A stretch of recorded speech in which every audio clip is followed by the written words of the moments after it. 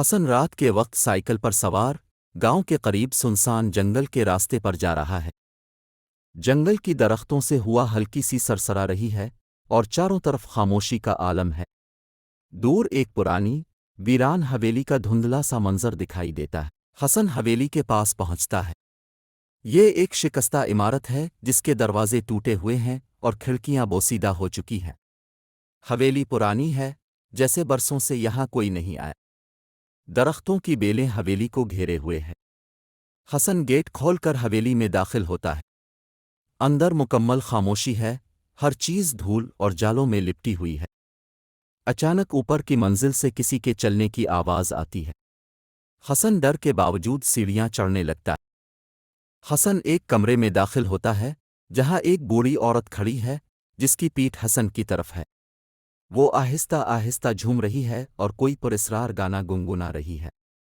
کمرے میں مدھم پیلی روشنی پھیلی ہوئی ہے۔ عورت اچانک موڑتی ہے اور حسن کی طرف دیکھتی ہے۔ اس کا چہرہ سفید اور آنکھیں خالی گڑے ہیں جن میں کوئی آنکھ نہیں۔ اس کے ہونٹوں پر خون لگا ہوا ہے اور وہ مکرو مسکراہٹ کے ساتھ حسن کی طرف بڑھتی ہے۔ حسن خوف سے جم جاتا ہے، اس کے قدم قدم جیسے زمین سے چپک جاتے ہیں۔ وہ چیخنے کی کوشش کرتا ہے لیکن اس کی آواز نکل نہیں پاتی۔ عورت آہستہ آہستہ اس کے قریب آتی ہے اور حسن کا خوف بڑھتا جا رہا ہے۔ حسن اچانک اپنی ہمت جمع کرتا ہے اور کمرے سے باہر بھاگنے کی کوشش کرتا ہے۔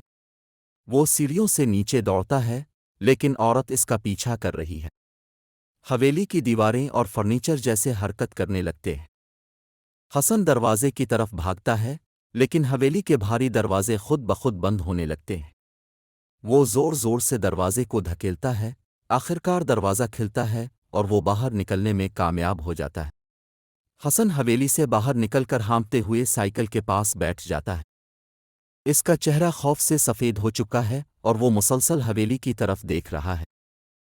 حویلی کے اندر سے عورت کی خوفناک ہنسی کی ہلکی آواز آتی ہے۔ گاؤں کے بزرگ حسن کو گھیرے ہوئے ہیں اور وہ اسے بتا رہے ہیں کہ وہ عورت اس حویلی کی مالک تھی اور برسوں پہلے قتل ہو چکی تھی۔ اس کی روح آج بھی وہاں بھٹکتی ہے اور جو کوئی اس حویلی میں جاتا ہے وہ پھر کبھی پہلے جیسا نہیں رہتا۔